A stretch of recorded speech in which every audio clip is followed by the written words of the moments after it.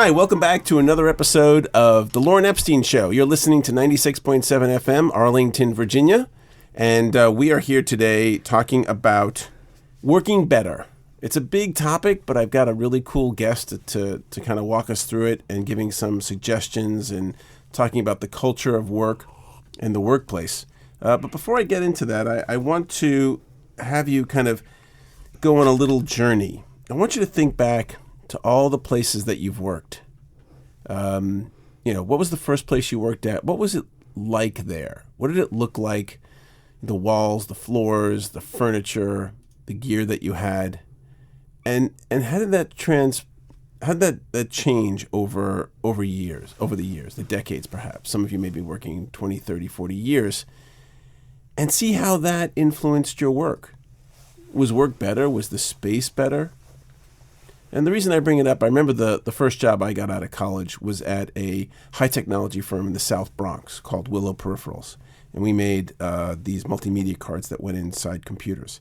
And it was in an economic development zone, and we had a floor of a warehouse. So it was a warehouse space. When it was the wintertime and the heat was on, we had these burners that were hanging from the ceiling, and there would be a little black film of soot over everything, over the wintertime. And, it was rough and tumble. And, we didn't have, there was nothing that was new. But we were kind of a scrappy startup firm, and it was fun. And then I remember working in 2001 at a place called Cadence Design Systems in Silicon Valley, where my desk and my office thing cost about $7,000 or $8,000. It was like very high tech, very modern. And all those things influenced how I worked, how I looked at the company, how I looked at work. And so we're going to talk about that because I think that, we kind of are pushing the boundaries of life. And we're looking at this one little slice, how is it that work, the look and the feel and the texture of work affects our work? And with me today, I have Steve Polo. Steve is the managing partner at OPX, which is a design consultancy whose mission is to help companies work better. They're here in Washington, D.C. I've known some of their folks for maybe a year or more. And through embracing a culture of innovation and thought leadership, OPX has been able to pursue new adventures to help their clients, such as developing software and most recently hosting an event called Work Better Day, which I was at, and we recorded a show at. And we're gonna kind of use this to finish that up. So this was held this past September 2017. The event included inspiring speakers. Oh, their names are skipping me. What are their speakers now? Andrew Sherman and Tim Ogilvy. Tim Ogilvy. Right. And they were great. And they were talking about kind of workspace. So welcome to the show, Steve. Thank you, Lorne. Happy to be here. So I interviewed Andrew, and we had a great conversation at the conference. Yep. And he was so passionate and excited about this. And the reason I wanted to bring you in was because I wanted to keep the conversation going. This is really important. So what's your purpose in doing this, and what are you up to? Yeah, so if Work Better Day in particular, we can talk about that. But, Andrew talked at Work Better Day, he talked about the crisis of disengagement. So how really disengaged I'll call it the majority of people working in companies are. And that's a problem for people who are leading companies. I mean, we have people who really don't want to do what you need them to do, or they don't want to do any of this sort of stuff and the truth is, in these kinds of situations, people do things for their reasons. And so leadership has to figure out, how do we match the stuff we need to do with the reasons people come to work? And if we can't do that, we're going to have a bunch of people disengaged. That was Andrew's point, right? And so that happens really across the board in kind of every aspect of work, and it happens in the physical environment, it happens in the cultural environment, and it happens in the technology part of the environment too. And so most organizations they struggle with how those things fit together, right? So they put them together, and they work, but they work because they have to. not because anybody designed them to, Yeah. right? And people make them work. Yes. Yeah, they're hacking through stuff Yeah. to get all the pieces to work together. Yeah, I mean, they do heroic stuff to get their jobs done Yeah, right. because these things don't fit together, and nobody paid attention to them. Right. So part of our kind of reason for being to help companies work better is to think about how those three things work in concert with one another, right? Mm-hmm. From the beginning. So technology, the workspace, and the culture. Right. And those are all critically important, and you can't leave any of them out. Yeah, I think that's going to be the show title: technology, workspace, and the culture. Perfect. So anyway, Work Better Day is an interesting little background story that because our tagline is to make good companies work better. One of our folks one day said, "So what if we had Work Better Day?" And we all went, wonder what that is. And then we thought about it a little while, and we thought, yeah, that's a really great idea. What is it? And then about a year later, we tried to figure out, well, maybe it actually is something. So the idea of Work Better Day was to jumpstart the conversation about how to help everyone work better, right? So the notion was that we could raise the discourse around working. We could bring people together who knew things about the total work environment that weren't well known, or sort of, I'll call it cutting edge ideas about what to do in these various places, and the people, the tools, and the place part, right? So that was sort of the genesis of us thinking about it, and then we had to figure out who to invite, right? Yeah. I mean, the truth is everybody could come, Right. right? But you can't invite everybody at the same time. Sure. So we spent, I think, a fair amount of time thinking about who in these organizations were affecting how people actually did their work. So there were IT people, there were HR people, folks, this new positions often in places, chief people officer or chief cultural officer, and really people who were interested in pushing forward this notion that we all could work more effectively and be happier. Yeah. Duh. I mean, really. I mean, You mean work doesn't have to be just a grind where I go in and grind and then come home and I'm grinded down, Right. and Well, down and down, right. and wear myself out like a little eraser. Right. I'm not going to take it another minute. Right. And so that's the conventional view of what it is to work. Yeah. But wouldn't it be great if we could change that view? We could say, man, I'm going to work here because this stuff works together and it makes me feel like I'm doing something valuable, right? Okay. Well, it sounds like you care. What's your problem? I guess maybe I do. Haven't you focused on the bottom line? Like, this is all going to cost money? Absolutely focused on the bottom line. See, here's the interesting thing about that. When those three things work in concert, the bottom line goes crazy. There's a really interesting book out, which is something we've been, trying to make come to life. It's a really interesting book by a guy named Jacob Morgan. And he wrote about, he calls it the employee experience. The employee? Employee experience, right? Really what it is, it's investing, companies investing in the people, the tools, and the place, the culture, the technology, and the physical environment equally in order to reduce these kinds of frictions that I was talking about earlier. So he examined some public companies, and here's what he found. He found that these companies outperformed the S&P 500 by double. Wow. And they made 4 times the profit. So do you want people happy and working and having fun and committing and being engaged? Because if you want 4 times the profit, that'd be a good way to do it. If you don't, okay, you get what you get, right? Okay, so for those who are listening, I want to see by a show of hands. Raise your hand if you're unhappy at your workplace. I'm counting a lot of hands. So in Work Better Day, while Andrew was speaking about disengagement, he said something like 4% of the people in that room were engaged, fully engaged. Right. So I leaned down and I tapped some guy I was standing next to on the shoulder, and I said, "You in that 4%?" He went, "Huh." Yeah. Right. So, yeah, I mean, there's a lot of hands going up. And so wouldn't it be great if no hands went up? Yeah. I mean, we'd be doing extraordinary things inside companies, and people would feel like they were really making a difference in these places, Yeah. right? So, and is that possible? Yeah. I wonder if in part it's a holdover from, I mean, we're probably about peers age-wise, from our beginnings of work, where work was hard. Like a lot of work was kind of tedious, and work was not designed to be fun or always engaging or always interesting. And now, because of technology and because of the things that human beings are being required to do, and by the way, this is not for everybody, but for a lot of the knowledge workers, it's actually quite creative and quite stimulating, where you don't have to worry about kind of the plumbing of work anymore. Right. Right. The plumbing of work has kind of been taken over by technology. It's more behind the scenes. And when companies kind of seamlessly integrate that, then the worker is freed up to kind of do creative stuff. And particularly with technology and robots, a lot of companies are using robots. And one of the ways I've seen them used is as kind of partners, right? Where the person is kind of directing the piece of technology to do the thing. They're not actually, the robot's not capable of doing all the stuff. Right. So the human's kind of there to be the creative, visionary leader of what needs to get done. Yep. Yeah.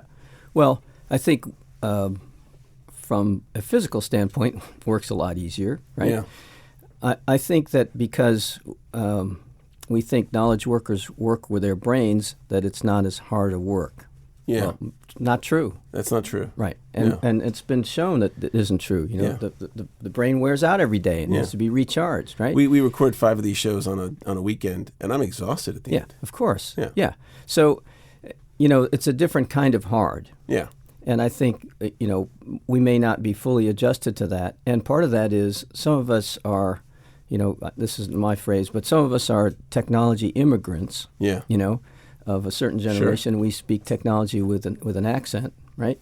And then there are folks that are technology natives, so they've always spoken technology. So there's, just from that standpoint, there's some extra work on the part of some folks, either to bring the non-natives along, right? Come on, can't you get that? Come here, let me show you, right? Right. And for those folks to get up to speed. So I agree with you that there were different things that were really hard, but I also think that it's probably just as hard today, just in a different way. Right. Yeah. So for those of you who weren't at the workshop, which is probably everyone who's listening, because there's only like 3 people listening to my show, we did an exercise. Tim had us do an exercise. He did. Where he had this big piece of paper. Why don't you describe the exercise? Yeah, so Tim is an innovation consultant, and This is Tim Ogilvy. Tim Ogilvy, right. Yeah. He runs a company called Peer Insight, and they're innovation consultants. And his main thing is using design thinking to help solve business problems. So it actually aligns a lot with kind of the stuff we're doing. So that's why he's kind of a natural ally for us. But and he's written a book that's available called Design Thinking for Managers, written by he and a professor at the Darden School, University of Virginia. Afotey's fiance is at the Darden School. Oh. She's getting her master's in HR. She's perfect for her. Full ride scholarship. She got congratulations. That's just giving her a plug, because you know. She's got to come to the next Work Better Day. Okay, right? Maybe she'll speak. Oh, okay. Yeah? Okay. So Tim gave us an exercise he calls design thinking sprints. And so in order to get to some solution quickly, because, you know, in business we agonize, not just in business, in life we agonize, right? I wish it was just in business. We agonize, period. Yeah, we agonize, right? It's like, oh man, it's this and that and this and that. Next thing you know, the decision's already made because you hadn't done anything, because you hadn't figured it out, and you're like, okay, whatever, we're just going to do it like that, right? Yeah. So this notion of design thinking sprints gets ideas out quickly, right? So you can see them and you can test them. But the most important thing about that exercise that Tim gave us was it was really about, this particular exercise is about high-performing or low-performing teams. So he had one person tell a story about a bad experience at work, a team that didn't function well. And the rest of us had to ask questions. And really all we did was we built up understanding and empathy for the things that were underlying all the problems that actually manifested themselves as a slow-performing team. And the most valuable piece about that is that when we asked the questions, we all asked different questions because we came from different standpoints. And he answered them all, so we got all the answers. So that formed the basis to come up with, well, what's working, right, in this thing, what's not working, and then what are the 2 or 3 things we can come up quickly that could solve that problem. So it was a really valuable, the problem was we didn't have a chance to get through it all, he just gave us enough to to make us want more, Yeah. which was really good. But the point was this notion of understanding the user experience, of making a lot of examples quickly and making some judgments about them gets you a lot further along in the decision than you would have gotten otherwise, than agonizing. Right. Right. Which is One of the things I'd like to see at the next Work Better Day yeah. is stations where people are solving specifically the That's a great culture, idea. technology, and the workplace. That's a great idea. Like I can go in, I'm like, what is someone doing? And I can go, and that'll give me some ideas that I can take back. And here's what they had before, and here's what Yeah. they have now, and here's what they did. And I can use that case, maybe take back like a written document and say, hey, folks, this is what someone's doing. And we can do that. Yeah. That's Because, sharing ideas is the easiest thing to do right now. It is, and that's a really great idea. We I guess probably have a lot of plans or ideas about what Work Better Day might become. Right. So we're always looking for. That's a terrific idea. It should be a national holiday. We all get a day off. That'd be Well, the third Wednesday in September is National Work Better Day. There you go. So just fun facts in no one tell, right? So there is that day, right? Kind of. Nobody else knows about it. Right? It's the three people, and then the three people listening to your show, right? Hi, I'm Lorne Epstein, and you're listening to The Lorne Epstein Show, where we talk about jobs, careers, and the workplace, here on 96.7 FM.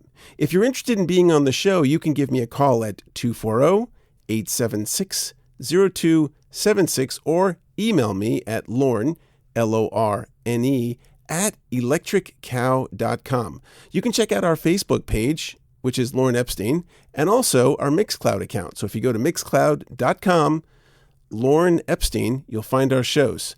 Thanks so much. Welcome back to the show. I'm your host, Lorne Epstein. You're listening to The Lorne Epstein Show.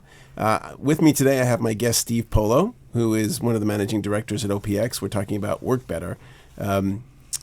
So, Steve, what could we tell folks who are listening if they're like, well, how does this apply to me? I think the questions they might be asking is like, well, what do I do, right? I'm a worker. How do I address this? This seems like it's something for the CEO to take a look at. Yeah, well, I think if And before you answer, Yeah. and I apologize because I asked the question already, but let's examine some of the things that they should be noticing. Like, what's the breakdown in their organization? What's not working? Yeah. Right. That Yeah. they see, and then maybe some things that they could do to start addressing them. Yeah, so it's really interesting. I'll just back up a little bit. So in our work, we ask people first to tell us what's working.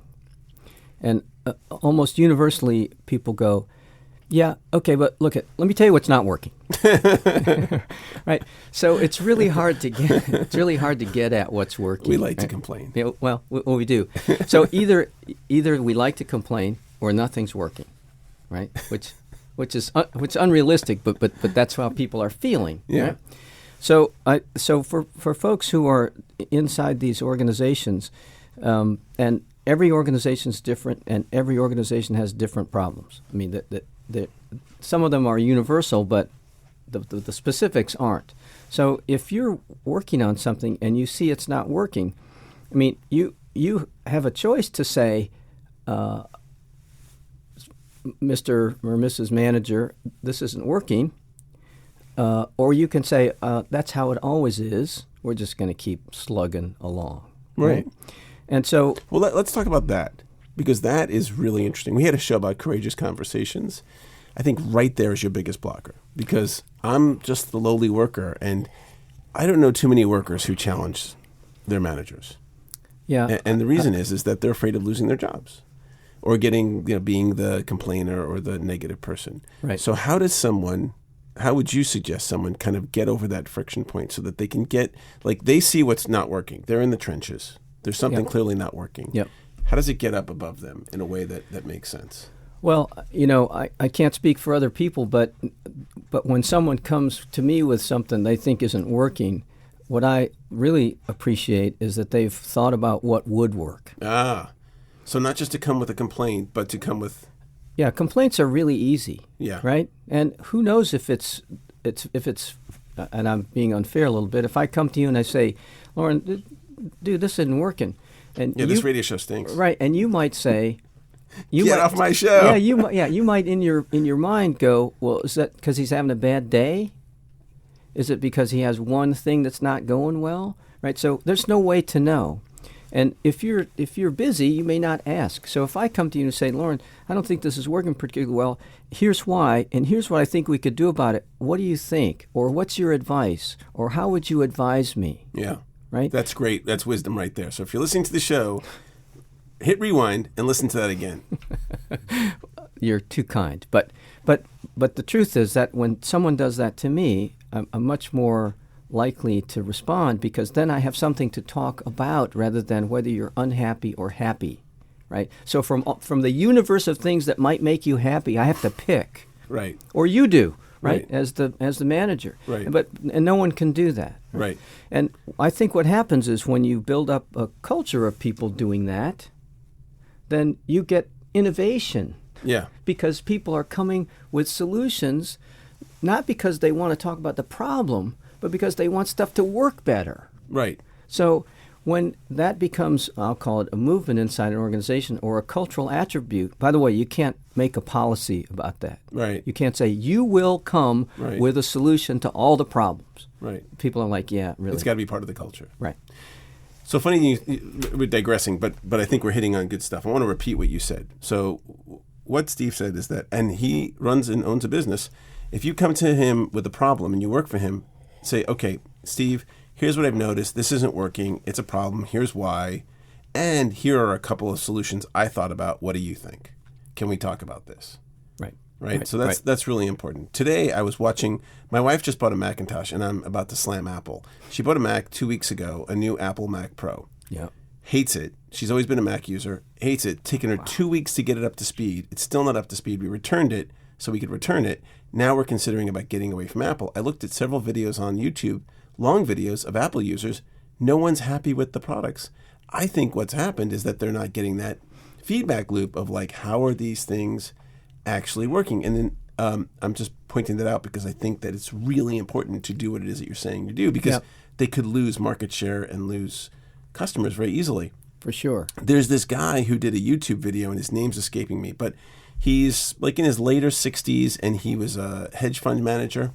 And now the company that he works with, what he's done is they've set up a system where everybody gives everybody else feedback constantly, as much as you want. Yeah. And it's anonymous, but you get feedback. So it becomes a meritocracy of ideas. Yep. So you have to have a thick enough skin to not take it personally, but at the same time, if it's a good idea, you're going to know. Yep. And we need that. We do. How often does, and I've seen this, organizations will make a decision just based on what one person says without any data behind it. Right. Okay, so you're talking about all right, so I want to get back on track with what you're saying, because this is what the show's about. I mean, people can be tuning in and like, well, what about that? So some things that people can do is to talk to their boss. Now what would be some of the things? What are some of the things that they can look for? But I want to just go back just a little bit to the talk to your We're boss. ADD, man. To talk to your boss piece for a minute, because very much like Apple isn't listening potentially. Right. People don't listen because they think they know. Right. Or they believe that whoever else out there isn't smart enough or can't think through that stuff, or they're just dumb customers or whatever. Right. And so that kind of hubris on the part of leadership is a problem inside organizations too. So that's probably 4 or 5 more radio shows discussions. But I think your point about Apple not listening is a really important thing. And so if as a person working for a company, it's hard sometimes to get them to listen. So to find techniques to help them listen, like asking for help, because most people respond. If you say, look, will you help me? Most people go, sure, I'll help you if I can, right? If you say, I think you ought to do this, they're like, wait a minute, I don't want to do that, right? So I think it ends up being a two-way street, but the leadership piece is another kind of component of that. I'll get to what you look for in a second. And during Work Better Day, we divided categories into people, tools, and place. Right? So, and we asked everyone to talk about 2 things that were working and 2 things that weren't working. And so they had to write down on cards, and we put them up on this board, and it made kind of a heat map of the challenges in organizations. And so the people one, had like 200 notes on it, right? The tools one, which is the technology part, had like 50 notes on it, and the place one had like 20 notes on it. So clearly, the people part was much more of an impediment than any of the other 2 things. Not to say that those were not impediments, but clearly there was a problem. The good news is that on the asset side, the things that were working was the same proportion. 100 or 200 for the people, 50 for technology and 20 for place. So there's hope for addressing some of these problems. So anyway, if I digress too much, that was kind of on digress my mind. away. Yeah, that was kind of on my mind. This is your opportunity to say what you want to say. It said so in the invitation. Okay. All right. Well, I didn't read that part. So what'd you ask me again? I don't know. I think you asked me what to look for. Is that what you said? Sure. Yeah. Yeah. No, I mean, I'm just with you, man. Yeah. All right. I try not to plan these things out too much. Yeah. So I think if I'm listening to the show, right, I'd like to know what do I recognize? How do I address it? And then what are the possible solutions? Like, what's the other side look like? Yeah. When it's working. So we've kind of talked about, like, how do I address it? And now I guess maybe we should talk about what to look for. Yeah. So it depends on the category you're looking for. And by the way, when I start to separate these between the culture, the technology, and the physical environment, I'm doing it like everybody does it for expediency's sake. They're all connected. I mean, it's really tough not to connect them. But there are lots of really dumb, kind of physical environment moves that people make. Like? Well, a number of years ago, people said, well, we're just going to go to open workstations because it increases collaboration. Well, visibility, being able to see one another and move freely to go to them, increases the chance for interaction. And interaction increases the chance there'll be some collaboration. And those are fairly well documented. It's not causal that some open workstation will make us collaborate. Right. And we know this. By the way, I call that truth by repeated assertion. If you say it often enough, it's got to be true. Right. Right? It's a little bit like saying, well, it was on the internet. Right. Yeah, right. I'm sure it was, right? So this notion... Says the Russians. Says the Russians. Okay. So... We can say that now. We can? Yeah. Okay. Yeah. So said the Russians. Yeah. So there are things like that. And so one of the things that we found in our analysis, we do these relatively rigorous surveys, and we aggregate a bunch of data. We've got 10,000 employees' data on 100 questions, right, about how people do what they do. Well, we ask like 12 or 13 questions around collaboration. But the first question we ask is, how important is it to you? And we had a circumstance recently where the CEO said, we need to be more collaborative because that's the buzzword of the time. He didn't say that. Right. But that's everybody says that, right? Yeah. And I'm not suggesting it's not true. It is true. But when we analyzed their data, 48% of this organization didn't think it was important. Right. Well, I don't care what you do. I don't care if you stick them together, you bind them together in a pod and say you will work together. Right. It's not going to happen, right? So I think that often on the physical environment side, and I suspect it happens in other places too, it certainly happens in the technology side, we're going to give you a generic solution to a generic problem. Right. And we're going to get it about 75% right. Is that okay? Well, that's what's happening, right? So no wonder. No, that's not okay. All right. Exactly. That's not okay. It's not all right. I'm laughing because that's not okay. No, of course, right? Of course, it's not okay. And the reason the way you get to that as an organization is you take the time to actually look at how you do what you do. Yeah. And you compare it to what you say you want to do. Right. Whether it's aspirational or real, that's the context. Right? But if you don't know what you're doing, there's no way that you can work better because you're just putzing around at the edges. You're missing some important piece, right? Yeah. So you need to be on the problem-finding side of the equation if you're an organization trying to find and look for clues that aren't working, right? And there's no easy way to do that. I mean, you can get people to help you. And so Work Better Day looks like a forum to share all of those experiences that all of us are going through. Well, we found this. Did you find that? Oh, yeah, we found that too. What'd you do? Right?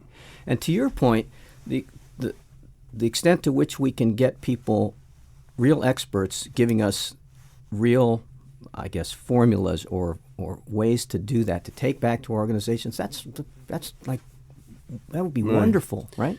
And I think not just the expertise, because I think the expertise is always in the organization, right? Fair enough, but the expertise around the process may not be, yeah. right? And that's the thing that I think people should focus on, is that they just need to learn. It's not about expending more energy. It's about kind of reframing how it is that you look at the problems that you have, right, and then how you address them. Right. That there really is rarely going to be one answer to solve a problem.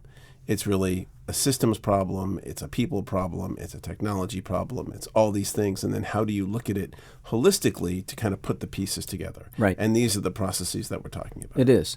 And see, I was listening. Yeah. That's amazing. They told me you would listen. Yeah, so that's all good. I do that well. Yeah. But to your point earlier, if we had a series of workshops where people could take the process back. Yeah. Right? Yeah. And the other interesting thing about Work Better Day is that the people who come there will likely be experts themselves. Yeah. So they also may be a resource for someone else. Right. If you've solved a problem and I have it, I want to know that. Yeah. Even if it's very specific to you, because it might be, a lot of every problems are similar. Not exactly the same. We said that before, but they're similar, right? So, if I'm tripping over myself over something in one location and I trip over myself in another, maybe how do I keep from tripping over myself over here would work over there, right? It might be our best hope to do that anyway.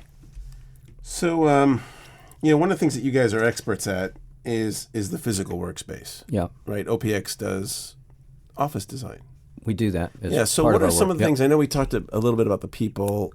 I don't know if we really want to touch on the technology, but what are some of the things that people should look for in their physical workspace? I talk about interview skills, and when I tell work with people on how to interview, I have them look around the office when they go in. What does it look like? Yeah. Is it a certain way? Is it shabby or is it nice? Yeah. It's funny because we were talking earlier about the dress for success business, right? Yeah. And so the notion of coming into any place, and you talk about working in the warehouse with the soot, right? And so if you had a modern office and you had soot coming down from the ceiling, you probably wonder what the heck was going on there, right? Yeah. They weren't paying a lot of attention. What Steve's saying is my first job out of college was at a high-tech firm in the Bronx. And for 3 years, we worked in a factory floor of a big building, and the heating was gas burners that would blow out soot. So there would always be like a thin layer of black soot. Clearly, we were breathing this in. Yeah, not good. No. Yeah. Not working better. No. Yeah, exactly. But so the physical environment often, people's perceptions of that is that it's about how it looks, right? And how it looks is a piece, right? Because it's often connected to how you want to be perceived. It's very much like, clothes or houses or any other kind of thing. If you look a particular way, you're likely to be perceived as having these attributes or these characteristics or whatever. And so it's very much, in one way, it's very much a part of the zeitgeist of the time, or the fashion, right, or the aesthetic or the ethos. They're all represented, and they're all time dependent because we can only work in the time we live, right? So there's that aesthetic piece that if it's done well and if it's appealing in some way, even if it's not your taste, you can appreciate that it belongs in that world, right? Right. So people spend a lot of time. People spend a lot of time paying attention to how it looks, and that's great. But then it has to. The other part is that it has to work. So it worked for the look part, and if it doesn't work for how it operates part, that's a challenge. So we mentioned this before. So one of the important pieces of working in an office space has to do with how big it is. Yeah. And so and where stuff is.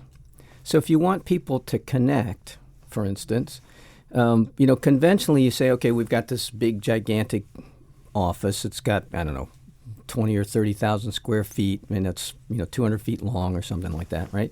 And so to make everybody happy, we're going to put all these little coffee stations all over the place. We're going to have 5 or 6 of them. And so given that it's likely to be hundreds of feet long, and everybody has their own little space to have coffee, they never go anywhere. It's like a neighborhood. They stay in their neighborhood. It's like New York, right? I mean, you go somewhere, but you're mostly in the neighborhood. Right. Yeah? So if you don't want to know anybody, or if that's not important to your mission, that people can break down silos in an organization, then let them stay in their neighborhoods. Yeah. If you don't want them, don't give them those things. Bring them in one place, right? One of the things that came to mind is that I know when they design college campuses, in the quad, the space in between all the buildings, they leave it completely empty, and then they watch how people walk. Yeah. And then they make the paths along where the people walk. Yeah. I have never seen an office designed that way. Like if you had just a completely empty space with like tables and chairs, and you just let people work for a couple of months, and you watch how they work, and then you design the office up around them. Yep. Because when you design an office the way most people do, you're making a lot of assumptions about what you think is going to occur. Yeah, that's right. How do you? So here's an interesting thing. In the college campus example, they've already built the buildings they're going to go to. So there's already destinations. So in a way, the office experience piece would be you build the destinations, you build the science building, you build the dining hall, you build all these kinds of things, and then you let the work happen around it, right? So that in an office, you'd have to build those campus pieces. But sometimes those pieces are actually the people. On colleges? No, in an office. Sometimes that's right. It's not that's right. It's not a space. Right, it's but just you got to like, locate them. My point is you locate the people. Right. So you have to locate the destinations, whatever they are. Right. The college president, right? In this case, the head of HR, the server room, the stuff that people have to go to right in their course, and many offices don't want the chaos of letting stuff happen, right?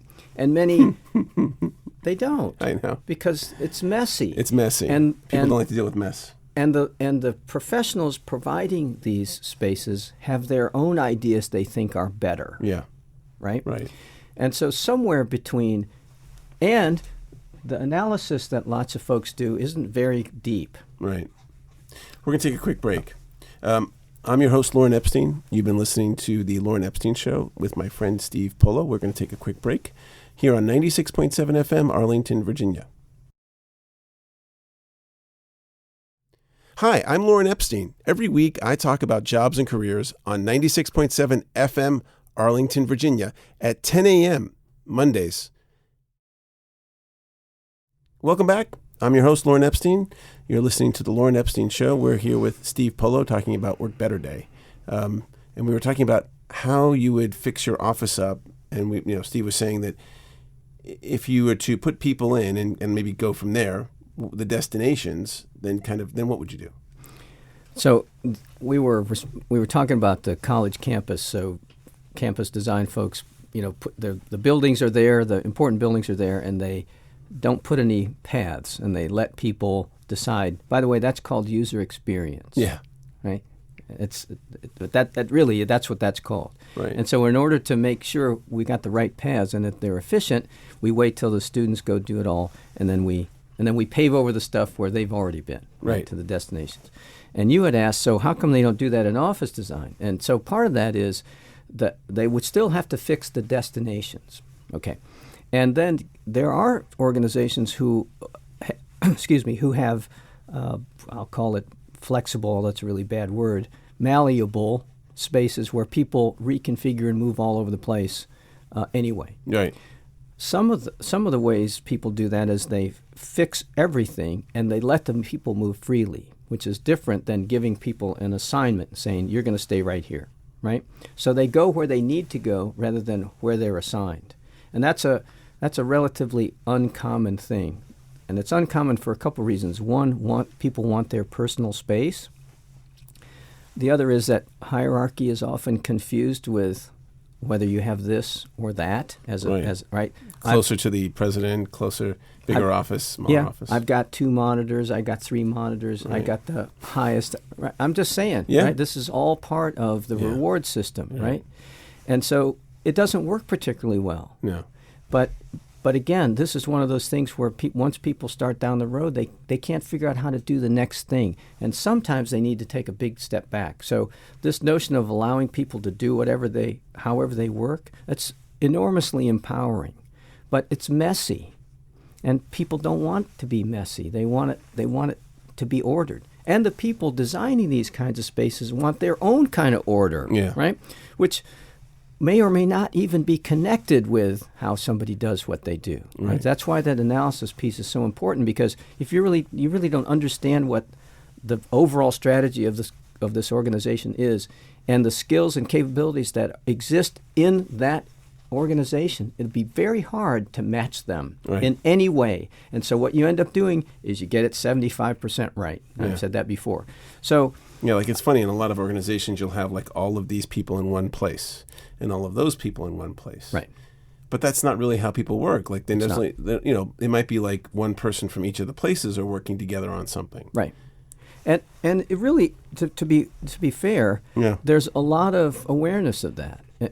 And so people, these new buildings that they're building, like in Crystal City here, they're all kind of offices, right? And nobody wants offices anymore. Right. They want these open spaces that they can configure. Well, here's an interesting thing about that the parking on the left is now parking on the right. So we've seen, in the physical environment, we've seen the enclosed office, the workstation cube farm, it's a Dilbert thing, right?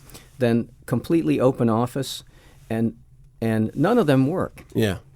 And the reason... But they cost a lot of money. Well, some of them save a lot of money on the backs of employee productivity and being able to work better, right? So, but what we've realized, is that there's not a one-size solution, right?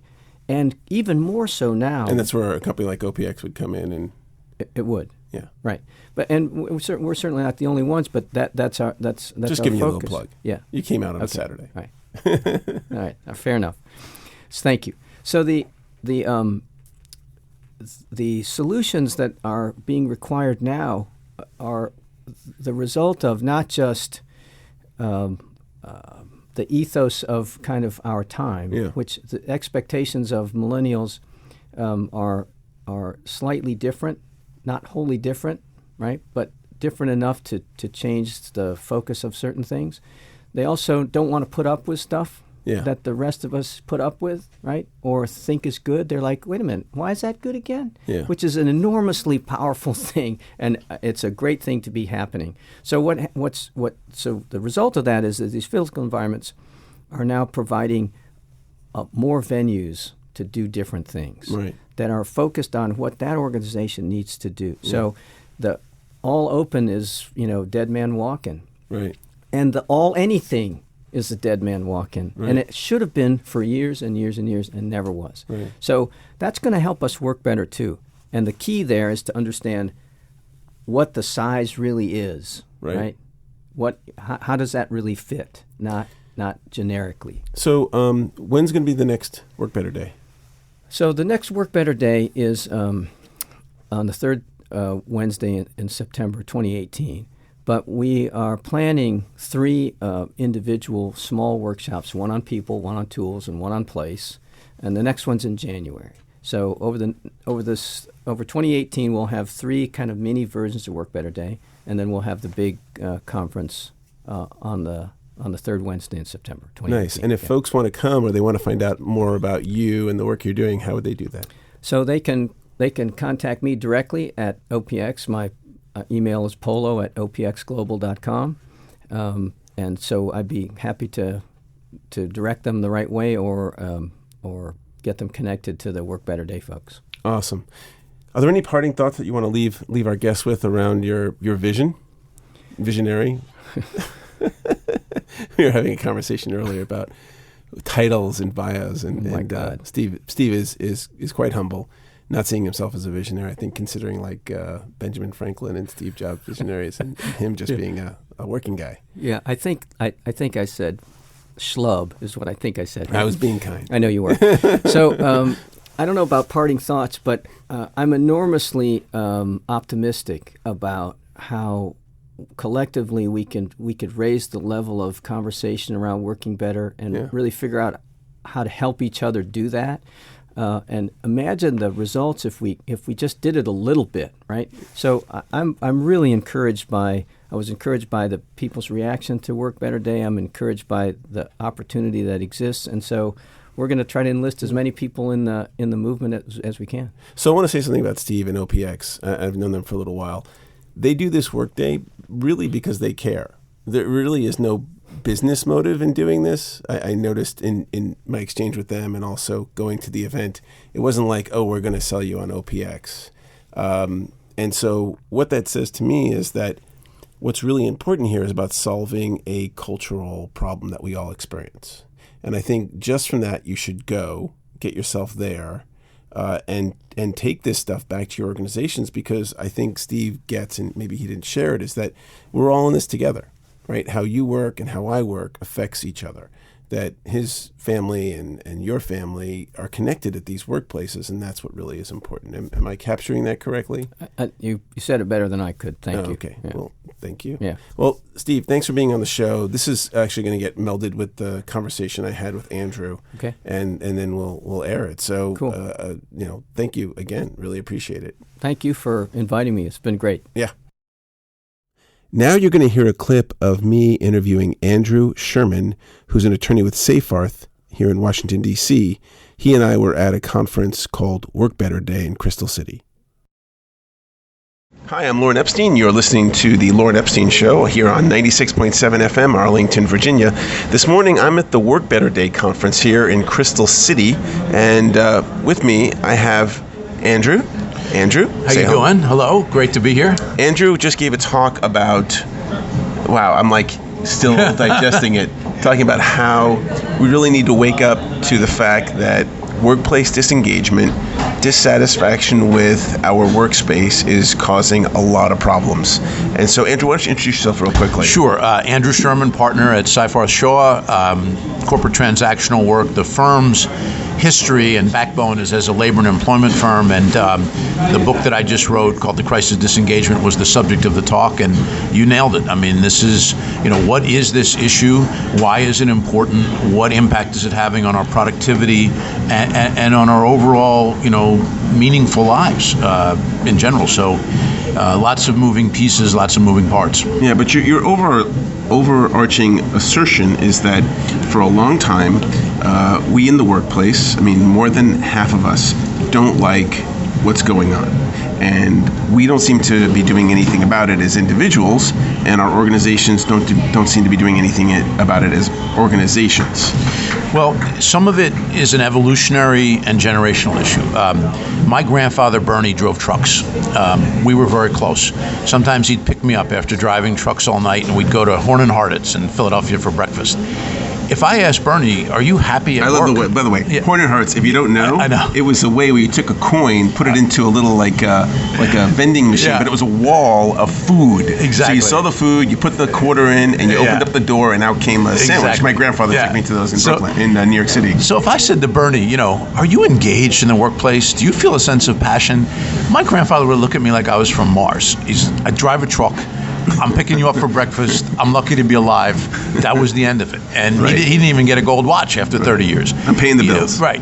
our generation, the baby boom generation, is just beginning to say, hey, am I living a life of meaning? Am I happy in my work? Am I engaged in the workplace? And then the generation behind us, what we keep referring to as the millennials, they're not willing to... Hey, don't forget about us Xers. That's right. You skipped it. Exactly. No, typical people just completely forgetting right about over the 35 generation. and 45-year-olds, exactly. But the bottom line is that, we're beginning as a society, as a culture, as individuals, to begin looking for real meaning and passion in the workplace. And the more we look for it, the less we're finding. And that's the scariest part of all of this is, if we are disconnected between what means something to us and how we live our day, then we'll never have a good answer to the question, how was your day, honey?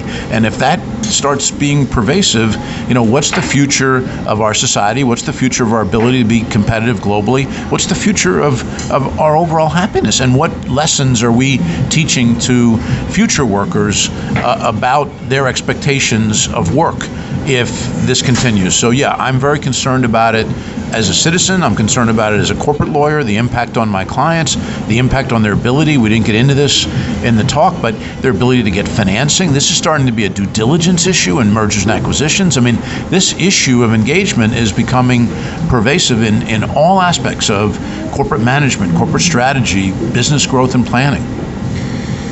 So one of the things you said, and I think you referred to the Buddha, and a lot of philosophers will say, well, life is work. There isn't a workspace and a life space. Right. It's all the same thing. And maybe what we're experiencing right now is this transition to a robotic, automated lifestyle where we don't have to work. Possibly, and I look into the future and I see some of the same things, but some of it is attitude. There's a great story about 3 construction workers. You may have heard this, or your listeners may have heard, and if not, you're going to love this one. So listen to Lorne's show more often because you get great nuggets like this. 3 construction workers are building a building, and someone stumbles upon them, and he says to the first worker, "What are you doing?" And he says, "What the hell do you think I'm doing? I'm laying brick. What are you, an idiot?" And he says to the second worker, "Well, what are you doing?" And the second worker says, "Well, I'm building this building at $15 an hour so I can help my granddaughter go to college." And he says, okay, well, that's a little better than the first answer. At least he understands why he's working and what the purpose of his paycheck is. And then he says to the third worker, "What are you doing?" And he says, "I'm building a school so that disabled children can learn." How do we create more of that third worker? How do we get workers that, yes, their job may not be that exciting, but it's important, and they understand the overall meaning of what they're doing. And when that third construction worker goes home, he talks about the school that he's building. One of my law students, when she graduated Georgetown Law, her father, who was in construction, drove her around Manhattan and kept pointing to buildings. And he said, "I worked on that building, and I worked on that building. And I hope one day you can drive around a city or a place and tell your children about how many things you influenced in your lifetime." And his work may not have been the most exciting in the world, but he's proud of what he did, and he's proud of his accomplishments, and he understands the larger consequence of his work. And no matter where our society is going, robotics or otherwise, we've lost touch with how our work affects people. And there's no one that isn't, working in some way. I'm starving right now because I didn't eat breakfast, and there's a guy working right next to us in the kitchen making breakfast. And if I can get to him before I have to run downtown, he's going to change my day. And I'm going to make sure he knows that he's going to change my day. He's not just making an egg. He's changing my day. And that'll give him something to talk about tonight, I hope. So this summer you testified before Congress. Yes. And you talked about how our economy could be losing close to $1 trillion in GDP over this issue. And we can talk about GDP versus other things, but we're talking about GDP, and that this is a really big global problem. So what? Here's the thing. I mean, look, you're right. GDP is not the best measure, but that's the way Congress understands it. And when members of Congress are trying to shape policy under this administration or otherwise, and shape policy and create tax incentives and economic incentives and government policy that will help chip away at the problem, they have to understand the problem first. And I agree with you, there are other ways to measure the impact of this, but I was just glad that Congress was listening, or 6 members of Congress were listening. You don't get to testify before all of them, but they had a lot of aides there, they had a lot of staff there, a lot of people taking notes, and that's what we need to do. Your show talks about these things. We need more people talking, more people focused. And then I'm confident, one of my favorite sayings I learned years ago was, numbers follow, they don't lead. Numbers follow, they don't lead. So GDP, whatever metric you choose, the numbers will move if we focus on these qualitative components of work. I mean, you move 4% highly engaged from the Gallup study to 6%, just that little extra 2% of our workforce that's highly engaged, that alone will move the GDP needle or any other metric that you're focused on. I just did a show on worker co-ops and the notion of work as an economic system, because you talked about GDP, and I think GDP is a horrible indicator of how our economy is going, is that we basically have put a dollar value on things. And in putting a dollar value on things, then people are irrelevant. You want to reduce the cost of people, and I think in part that's why we are. What do you think about the solutions? I know you said you wrote your book, and the last chapter are these 30 some odd ideas to resolve this. What are some of the things that people can be thinking about to start changing our culture, but also solving these problems? I mean, worker co-ops, and folks who are listening to the show will hear it or have heard it, is that basically one worker, one vote, that there's not an ROI model. Right. You have a mission and a values model, which, look, no one's going to get hyper rich, but then everyone's going to have a job, and everyone can have the kind of job that your uncle had. And that's one of many approaches. One thing I've been urging, I was so glad today a representative of SHRM was here, the Society for Human Resource Management. That was the first member of the SHRM staff that's heard me speak on this topic. Yeah, and she was actually, they were on our show. Oh, fantastic. Because I said, look, we need to shake up the HR departments at most companies. Our notions of compensation, but it doesn't of reward, drive. But it doesn't drive from the HR department. No. It drives from, where is the lever stick? I agree with you, but it has to come from somewhere. I mean, I think it starts with boards of directors being more aware of their most valuable asset being the levels of disengaged that it is. But if the boards aren't going to focus on it, and if the C-suite isn't going to focus on it, maybe HR can shine and be part of carrying the torch of light and the torch of solution. But more granular to your question, our reward and compensation systems are broken. They're incentivizing people to do the wrong things. They're incentivizing people to do things that aren't aligned with the company's overall strategic goals. And what I talked about during the talk today about people want to feel a part of something larger than themselves. Your co-op example is so on point because it allows people and empowers people to be something larger than themselves. We feel like true peers. When a hurricane hits, we are all the same. The hurricane just kicked the you-know-what out of us, and we all need to pull together, whether we're rich, whether we're poor, whatever our ethnic background may be. We have to have that mindset creep into the workplace. The empowerment that you describe is something that's missing from the workplace. We still use words like, I'm your boss. I mean, boss? Really? Boss sounds like 100 years old to me, and I'm almost 100 years old. I mean, it's like, how could people even talk that way? We're coworkers. I have a title that's maybe higher than yours. I may make a few bucks more, but for God's sakes, we're trying to work towards a broader objective. So whatever the org structure is, whatever the comp system is, whatever the systems that underlie that work, we've got to take another look at that. And you're right, it may not be HR, but it's got to be somebody. I mean, I think it's the people with the power, right? I mean, the people in a corporation with the power are the owner. The owners, the investors, exactly. The board of directors. I mean, when and this is striking that salaries of CEOs is now 300, 400x of what the lowest paid. When years ago it was 20 or 30x. Right. But stakeholders are not really, they're kind of waking up to that, but it's still going on. And to your point, look, because they keep getting that reward, that ROI benefit. And finance drives a lot of this. So I just wrote an article for ACG, Association for Corporate Growth, talking about how and why disengagement should be a due diligence issue in M&A and financings. Well, guess what? If a company's trying to grow and they know that a bank or an equity investor or a private equity firm or a venture capitalist is going to be asking them about the engagement of their workforce, and they won't get access to that capital or that resource unless they can show a truly engaged workforce, they're going to make it a priority. And that's when you get to the wallets and the pocketbooks of companies, you're going to effectuate change. Even in M&A due diligence, imagine you've spent 30 years building your business and you're finally ready to sell it, and the buyer comes in and says, Lorne, you've got a great company and it's financially performing, but what about your biggest asset, your workforce? And you say, well, I don't care about those people. I mean, if they walk away, that's it. And that's what happens. You're going to pay attention, and that's what you're going to get it fixed, because you're going to want to sell that business then maybe a year or two from now once you get it fixed.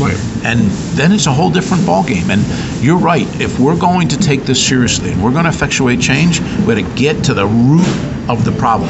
And if people don't care, it's not going to change, especially people in positions of leadership. That's why when I showed that first slide about how the books fit together, because even I was trying to figure out, I've written these books, but what's someone who, say, reads those three supposed to take away from all that? And that's what we're talking about now. So let's say you're talking to somebody, our listeners, I think there's like three of them. What would you tell someone who's not a boss, not an owner, to, hey, they're part of the disengaged or actively disengaged. What do they do? They're probably at some level depressed or unhappy or all of those things. Start with yourself. What's causing the disengagement? Is there either something about the workplace, something about the way you're rewarded and incentivized? Maybe it's something about you. Maybe you're, how many times do you run into a friend, you have a couple of drinks, they say, Lorne, what I really want to do in my life is X. And you just want to take them by the shoulders and go, then go do X. Oh, well, I can't do X because, I'm now boxed into this job, or I'm making so much, or my twin daughters just started college. What's the variable that's getting in the way? Okay, well, your twin daughters just started college. Well, what about a plan that says in 4 years you'll be doing X? Or is there some way to stoke that passion in a part-time job or a weekend volunteer position or something that's going to reconnect with the things that got us excited to be citizens and part of the workforce in the first place? Or you're right, we'll just keep slipping off the edge until, automation won't replace emotional intelligence anytime soon. But if we're not emotionally intelligent, then we've lost our edge. If our work is robotic, then it's interchangeable.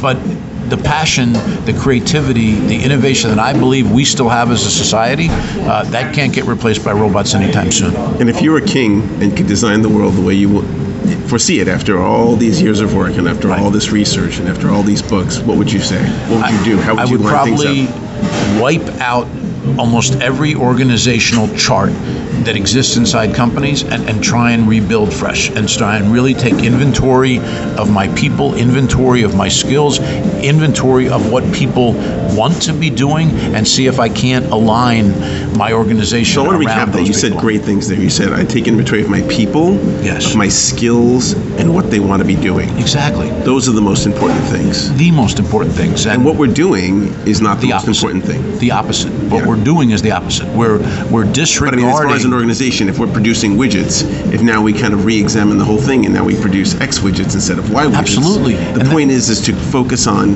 the people, what we're doing, what we're strong in. And what we're finally learning, and this goes back to my other book, Harvesting Intangible Assets, is that you can define yourself as a widget maker, or you can define yourself as a company that understands how to make stuff and what are the processes and the systems and the best practices and all of the trade secrets and all of the human assets that go into making that widget, and how can we leverage all of those things. And I'll end with this example.